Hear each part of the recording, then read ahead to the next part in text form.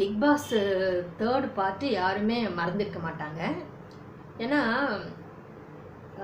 Third part முடிஞ்சதுக்கப்புறம் இப்போ fourth part.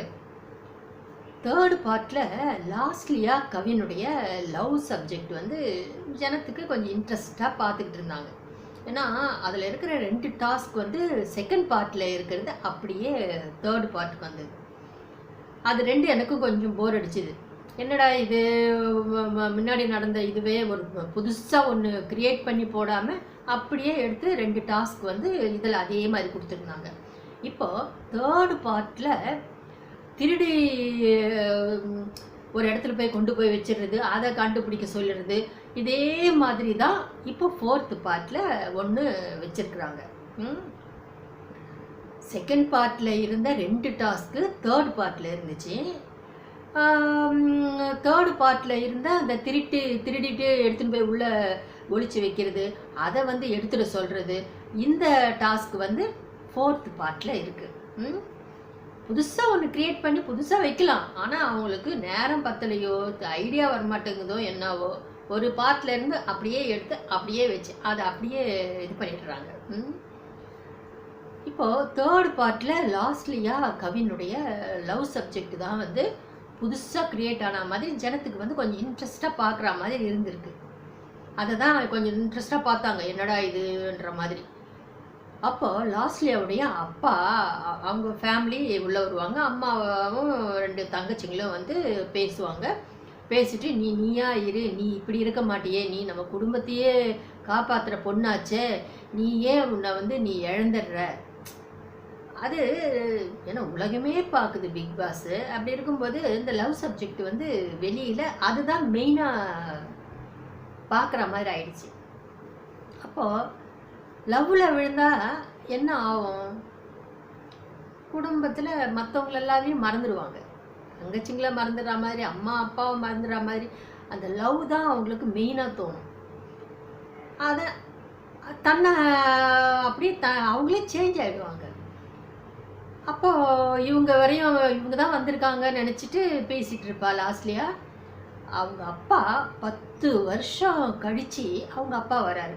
அவர் உள்ளே வராருன்னும் போது, அவங்க அப்பா வராருன்னும் போது அது ஒரு பாட்டு, அந்த முத்துக்குமாரோடைய சாங்கு போட்டிருக்காங்க பாருங்க. அப்போது லாஸ்ட்லியாவுடைய ஃபேஸ் கட்டு பார்க்கணுமே, ஐயோ பயங்கரமான எக்ஸ்ப்ரெஷனு.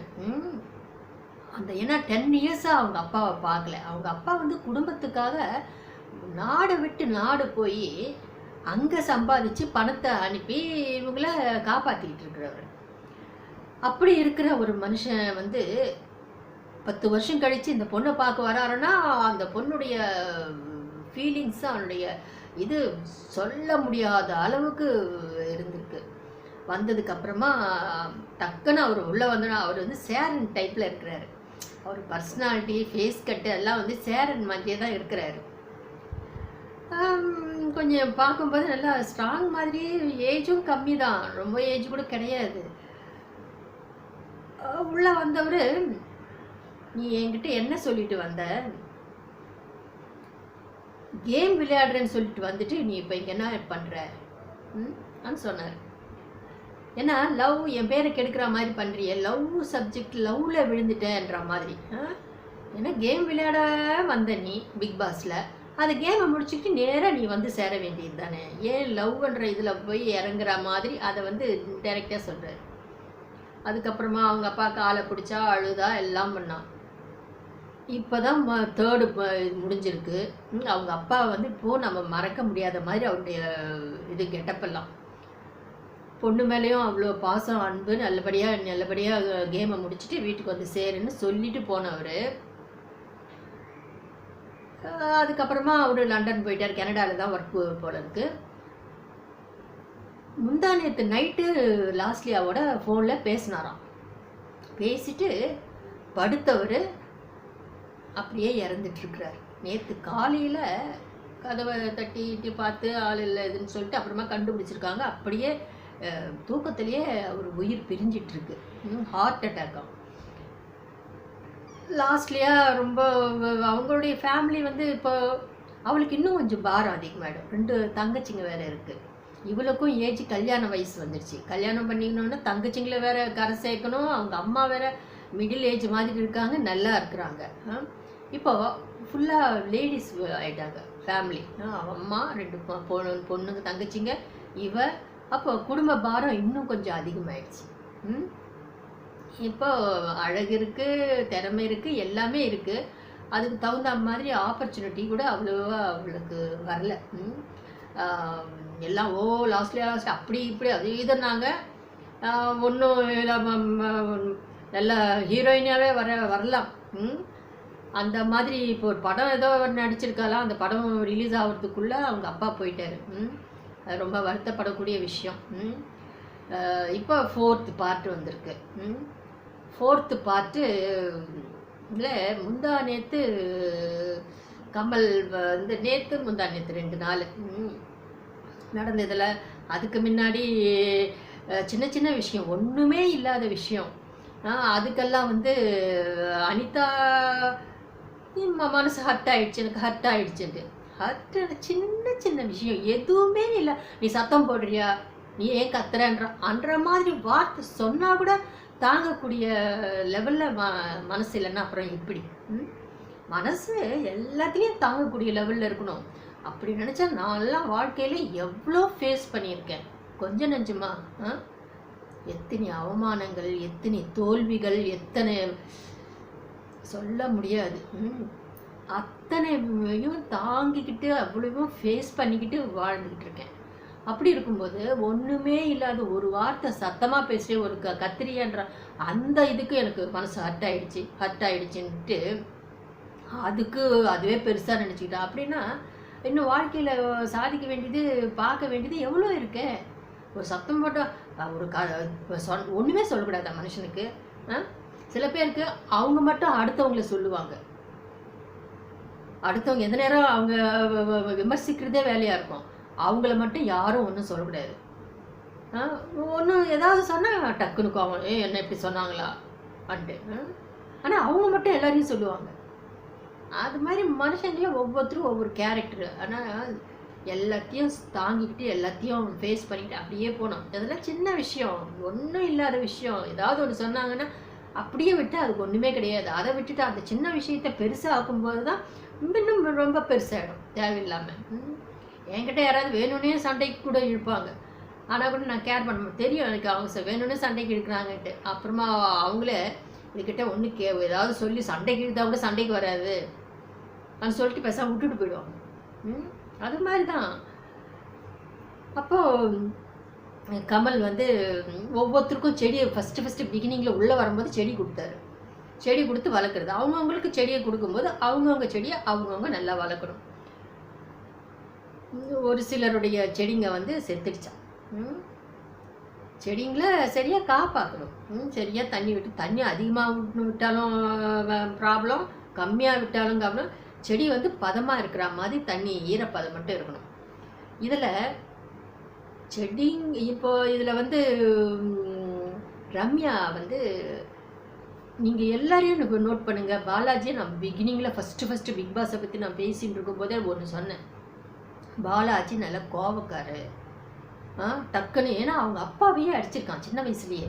சின்ன வயசில் அவங்க அப்பா வந்து ட்ரெஸ் எல்லாம் போட்டுக்கிட்டு ஸ்கூலுக்கு அனுப்பக்கூடிய அவங்க அப்பாவை குடிச்சிட்டு அடித்தாருன்னு சொல்லிட்டு கோபத்தில் அவங்க அப்பாவே அடிச்சிட்டான். அப்போவே நான் ஃபஸ்ட்டு பிக் பாஸை பற்றி ரிவ்யூ போடும்போது சொன்னேன் பாலாஜி கோபக்காரன்ட்டு. அந்த கோபத்தை மூஞ்சி எப்பவுமே நீங்கள் பார்க்கலாம். ஒவ்வொரு இதுலேயும் வீடியோஸில் அவருடைய சீரியஸாக அப்படி மூஞ்சி வச்சுக்கிறது, அந்த கோபம், அந்த டென்ஷனு, அந்த கோபம் இருக்கிற அது ஃபேஸ்லேயே காட்டி கொடுத்துரும். அதே மாதிரி ஆரிக்கும் கோபம் ஜாஸ்தி. அந்த கோபம் அப்படியே கண்ணில் அப்படியே தெரியும். அனிதாவுக்கும் கோபம் ஜாஸ்தி தான். ஒரு வார்த்தை சொல்லக்கூடாதுன்ற வார்த்தை சொன்னோடனே டக்குன்னு கோபம் வரும். அனிதாவுக்கும் கொஞ்சம் ஜாஸ்தி தான். அப்படி சில பேர் இருக்கிறாங்க. ரம்யா ஃபேஸ் கட்டு பாருங்கள். ரம்யா ஃபேஸ் கட்டில் கோபம் கிடையாது.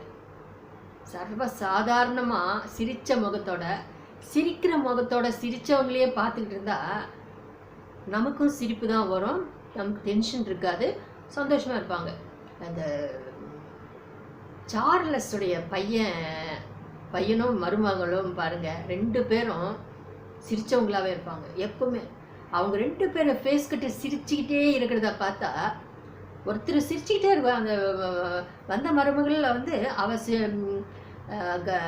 சிரிச்சுக்கிட்டே இருந்தா இவரும் சிரிச்சுக்கிட்டு தான் இருப்பாங்க. அப்போ 2 பேரும் சிரிச்சுக்கிட்டு இருப்பாங்க. இவங்க 2 பேரும் சிரிச்சுட்டு வெளியில் எல்லாரையும் போய் பார்க்கும்போது அவங்களுக்கும் ஒரு சந்தோஷம், அவங்களும் சிரிச்சுன்னு தான் இருப்பாங்க. ரம்யா வந்து சிரித்த முகம்தான். அந்த ஒரு டென்ஷனோ ஒரு கோபமோ அதெல்லாம் ஒன்றுமே கிடையாது. அதனால தான் அதுக்கு என்ன காரணம், அந்த செடிங்களை கொண்டு வாங்கணும் போது ஒவ்வொருத்தர் தன்னுடைய செடியை கண்டுபிடிச்சாங்க. ஒரு சில பேர் ஆனால் செடி நல்லா வளர்ந்து நல்லா இருக்குது, ஆனால் அவங்க தண்ணி ஊற்றி அவங்க காப்பாற்றலை. அதையெல்லாம் யார் காப்பாற்றினா? ரம்யா தான். செடிங்களை நேசிக்கிறவங்க, செடிங்களை பார்த்துக்கிட்டு அந்த பசுமையான செடிங்களை பார்க்குறவங்க, தண்ணி ஊற்றி காப்பாற்றுறவங்களுக்கு அது வந்து கோபம் ஜாஸ்தி வராது. சாந்தமான மைண்டில் தான் இருப்பாங்க. ஏன்னா கோபத்தை தணிக்கக்கூடிய ஒரு குணம் வந்து அந்த செடிங்களுக்கிட்ட இருக்குது. சொல்லுவாங்க, செடிங்களை வந்து நம்ம பார்க்குறோமான செடி பார்ப்போம். நாம் கவனிக்காமல் ஒரு 4 நாள் 5 நாள் நம்ம கவனிக்கலன்னா செடிங்க என்ன நினைக்குமா, நம்மளை ஓனர் கவனிக்க மாட்டேங்கிறாங்க, எதுவும் தண்ணி ஊற்றுறதில்ல, கவனிக்கிறதில்ல, ஒன்றும் இல்லை, நம்ம உயிரோடு இருந்தால் என்ன பிரயோஜனம்? ஏன்னா யாரும் கவனிக்கலன்னா என்ன, அந்த செடி வந்து தன்னை தானே தற்கொலை பண்ணிக்கணும். அப்போ தான் செடி வந்து வாடி வதங்கி தண்ணிக்காக ஏங்கும். அந்த நேரத்தில் கவனிச்சா பொழைச்சிக்கும். அந்த நேரத்தில் கவனிக்கலன்னா தற்கொலை பண்ணிட்டு செத்தா மாதிரி தான் செடி போயிடும். அந்த செடிக்கு தேவையான தண்ணி கொடுத்து உரம் கொடுத்து எல்லாத்தையும் கவனிக்கும் போது மைண்டு கான்சன்ட்ரேஷன் அதில் போகும். அப்போ அந்த கோபம் கீவம் எல்லாமே ஒன்றுமே இருக்காது, கோபம் வராது. செடிங்களை பசுமையான செடிங்களை பார்த்துட்டு காலையில் நேரத்தில் சில பேர் அதுக்குன்னே டைம் ஒதுக்கி காலையில் எழுந்துக்குவாங்க. செடிங்களுக்கு நல்லா தண்ணி கிணி ஸ்ப்ரே பண்ணிவிட்டு அதுக்கு அப்படிப்பட்டவங்கள பாருங்களேன், மைண்டு வந்து கோபம் இல்லாமல் சாந்தமாக இருக்கும். காலையில் செடிங்களை பார்க்குறவங்களுக்கு அந்த பசுமையான செடிங்களை பார்க்க கண்ணு கூட நல்லது, கண் பார்வைக்கெல்லாம் நல்லது பசுமை. அந்த ரம்யாவுக்கு வந்து செடிங்களை காப்பாற்றி எல்லாத்தையும் கவனித்து ரம்யா தான். மொத்த செடிங்களும் எல்லாரும் ஒவ்வொருத்தர், சில பேர் அவங்க செடி எதுன்னு கண்டுபிடிக்க முடியல. சில பேர் அந்த செடிங்க செத்து போச்சுன்றாங்க.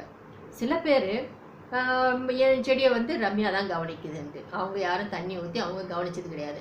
அவங்களுக்கெல்லாம் அப்படி இருக்கிறவங்களுக்கெல்லாம் கோபமான மூஞ்சியாக தான் இருக்குது. ரம்யா எல்லா செடிங்களும் கவனித்து காப்பாற்றின ரம்யாவுடைய மூஞ்சி என்ன இருக்குது? கோபம் இல்லை, சிரிச்ச முகத்தோடு சந்தோஷமாக தான் இருக்காங்க. அதுதான் செடிங்களுக்கு இருக்கிற இது.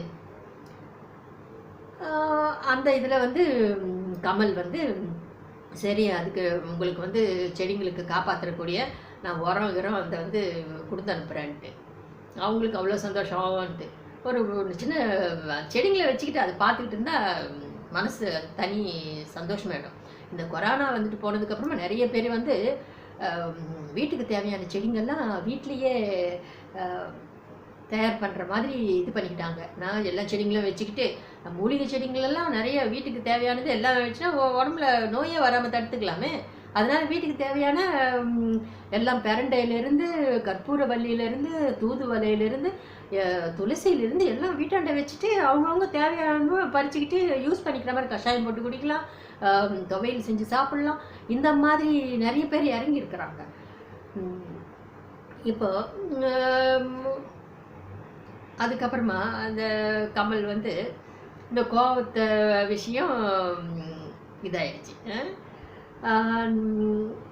அடுத்தது நாமினேஷனு அந்த இது யாரை பண்ணலாம் இதுன்னு சுசித்ரா செய்யறதும் அவ்வளோ இது இல்லை. அப்படி போய் அப்படி கட்டி பிடிக்கிறது பழக்கம் நம்ம இல்லை. ஒன்றும் இல்லை, இந்த பிஸ்கோத்து பிக்சரில் கூட ஒரு சீனுங்க காட்டுறாங்க. ஒரு பொண்ணை வந்து ஹீரோ அப்படி போய் பிடிக்கலாமானும் போது ஹீரோயின் இன்னொரு ஹீரோயினி பிடிச்சி இழுத்து அப்படி லண்டன், அது வந்து இங்கிலீஷ்காரங்க தான் கட்டி பிடிக்கிற இது. நம்ம தமிழர்கள் நம்ம பாரம்பரியம் வந்து கட்டி பிடிக்கிறது கிடையாது, தூரத்தில் தான் இருக்கணும் அப்படின்னு சொல்லுவாங்க.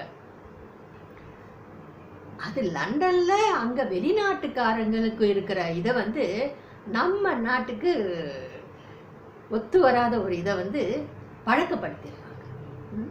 இப்போ கொரோனா வந்த அப்புறமா எங்கேயுமே எதுவுமே படம் இல்லை, எதுவும் இல்லை, கட்டிப்பிடிக்கிற இதுவே போயிடுச்சு. ஏன்னா டிஸ்டன்ஸ் மெயின்டைன் பண்ணோன்ட்டு பிக் பாஸ்ல தேவையில்லாமல் அதை காட்டி காட்டி மனுஷங்களை வந்து மறுபடியும் மாற்றிடுற மாதிரி ஆயிடுது. நல்லதுக்கு கொண்டு போனமே தவிர இந்த மாதிரி இது இல்லை. நான் சுசித்ரா வேற பாலாஜியை போய் அப்படி கட்டி பிடிச்சிட்டு போய் இங்கே மொத்தம் கொடுத்து அதெல்லாம் தேவையா? சுச்சி கொஞ்சம் ஓவராக தான் இருக்குது. முதல்ல சுசித்ரா வந்து சிங்கர்ன்ற இது வந்து ஒரு பாட்டு கூட இது வரையும் பாடல. உள்ளே வந்து ஒரு பாட்டு பாடியிருக்காங்களா? ஒன்றுமே கிடையாது. பாட்டு தெரிஞ்ச மாதிரி கூட காட்டிக்கல பாருங்க. ஒரு ஃபேஸ் கட்டு கொஞ்சம் அழகாக இருந்துச்சு முதல்ல. இப்போ ஃபேஸ் கட்டும் ஒரு மாதிரி ஆயிடுச்சு. ஒரு உடம்பும் வீக் ஆகி போயாச்சு, ஃபேஸ் கட்டும் இதாச்சு, வெறும் பல்லு கொஞ்சம் தெரியுது, ரொம்ப கொஞ்சம் ஓவராக பேசுகிற மாதிரி அப்படி இப்படி பேசுறது அது இது. சீக்கிரத்திலே வெளியில் வந்தாலும் வந்துட்டு சொல்ல முடியாது. நேற்று நடந்த இது வந்து கொஞ்சம் காமெடி. கொஞ்சம் நானே கொஞ்சம் சிரித்தேன். பாலாஜி வந்து இது மாதிரி எனக்கு லவ் வராது, அந்த சிவானி கிட்ட போயிட்டு என்னடா எனக்கு லவ் வராது, லவ் வந்தால் சொல்கிறேன் என்ன சொல்கிறாரு. லவ் வந்தால் சொல்கிறேன்னா வராது. அப்புறமா போகும்போது எனக்கு லவ் வராது, லவ் வந்தால் சொல்கிறேன்னு சொல்லிட்டு லவ் வராது. அதெல்லாம் வந்து இன்னசென்ட்டாக சொல்கிற மாதிரியே இருக்குது. லவ் வந்தால் சாதாரணமாக மைண்டில் வந்து அந்த காலத்தில் ஒரு லவ் வந்து சொல்கிறதுக்கே நாள் தள்ளுவாங்க. அது உண்மையான லவ் உள்ள மனசுலேருந்து வர லவ்வுக்கு எப்படி சொல்கிறதுன்னு காலம் தள்ளுவான், டக்குன்னு சொல்ல மாட்டாங்க.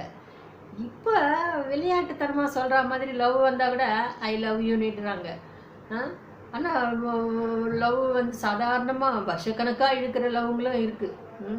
கடைசியில் அது செட்டில்மெண்ட், அவங்களோட லைஃப்பை வந்து ஒன்று சேர்ற மாதிரியும் இருக்கும். ஆனால் சில இது வந்து டக்குன்னு மாறிடும் லவ் ஈவெண்ட்டு. சனம் செட்டி தர்ஷன் விஷயம் என்ன ஆச்சு? லவ்னு சொல்லிட்டு கடைசியில் இதாகி எல்லாம் இந்த பொண்ணு தான் பண்ணியிருக்கான். கடைசியில் இந்த பொண்ணு வேண்டாம்னு சொல்லிட்டு அவன் மனசு மாறியாச்சு. இப்படியே நிச்சயதார்த்தம் நடந்து இதெல்லாம் கூட ஃபுல்லாக வீடியோவில் போட்டிருக்காங்க. அந்த மாதிரி மாறுறவங்களும் இருக்கிறாங்க. அப்படி என்ன மாறி அவங்களுக்கு என்ன லைஃப் தனியாக இது? ஓவியா பிக் பாஸில் கடைசியில் போகும்போது ஐ லவ் யூ அப்படின்னு சொல்லிட்டு ஐ லவ் யூ ஆரவன்ட்டு உண்மையான லவ் நல்லா இதாகுன்ற அந்த நினைப்பில் வெளியில் போச்சு. அதுக்கப்புறம் 2